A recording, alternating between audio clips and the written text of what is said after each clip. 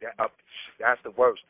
So now, yeah, like you said, I went from a child mentality to now I have to fend for myself, so to speak. You know, Yeah. I'm on some adult time now. There's no more kitty land, and this shit is really You're not fighting nobody for no spot up north. That's not happening. Yeah, nah, if you're supposed to be in a box, you're supposed to be there. You're gonna be there. I understand that. So you're down there, 21 years old, after an incident you get into the spot, and now who pull your coat to how to survive down there besides hearing the stories? Like who was your first encounter? What was the first person? Yeah, so when I first pulled up in Southport, I was down there with an older brother named Al G and La Brim. We was all on the same company.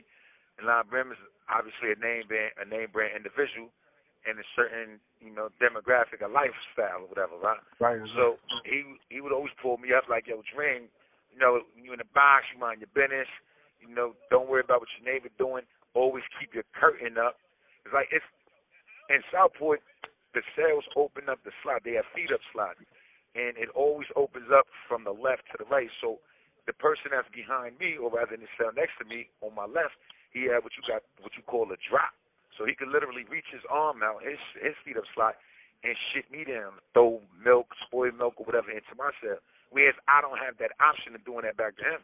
So if I'm mad and I want to get revenge, I'd have to victimize the neighbor to my right, which would be I'll be his left, and I'll shit him down, et cetera, et cetera. So, basically told me, yo, keep your sheet up, keep your curtain up.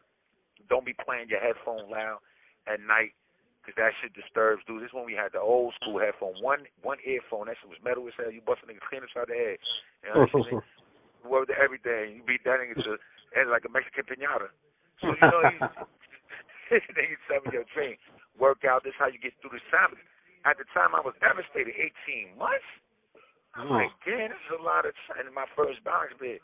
He can't. He was one of the porters, actually, La Brim and Al G. So he'd come in front of my cell. We'll work out. He'd be rapping, and we was talking about my ideals. In fact, this is when I was working on my first poetry book, Incarcerated Dreams. And indeed, I wrote my first 18-month poem behind being in the box because of La Brim, called 18 Months in the Hole. Hard time. Oh, well, yeah, the brother's undergoing a whole nother system of injustice right now in the federal government, man. So hopefully that prevails for him, man. Yeah, definitely. That.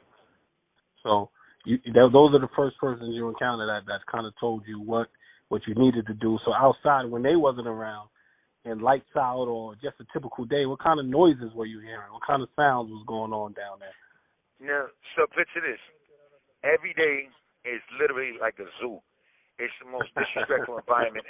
Like a motherfucker wake up and call me, yo, Dream. I'm like, yo, what up? Yo, top of the dickhead, you bitch ass nigga. I'm like, what? Yo, where the fuck that come?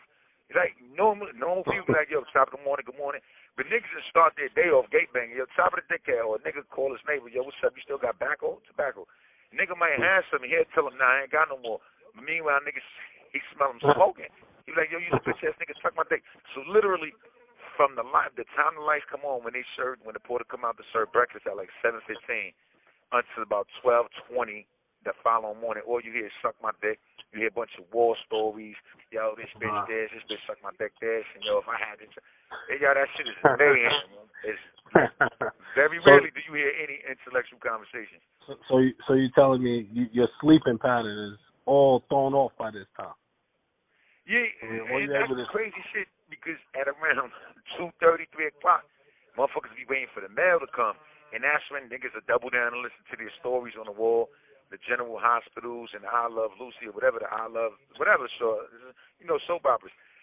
So from like 2:30 to like 3:15. What you mean listen to your stories on the wall? Like there's a TV down there, is what you saying? Yeah, like we had the headphones, so one station be a TV tuned in to Channel 7, and you hear the soap operas, while the other stations tuned into their little rink-a-dink radio station. Yeah, so at that time, niggas will listen to the stories, and that's when niggas get their naps, and they revamp, and some mail come through. They charge up their batteries. So there's some type of weird structure going on down there in this box. Yeah, but that's just it. Well, it doesn't really be any disc you would have. So it's 21 cells on the company, and when I first went there in 2004, 2005, every cell was packed.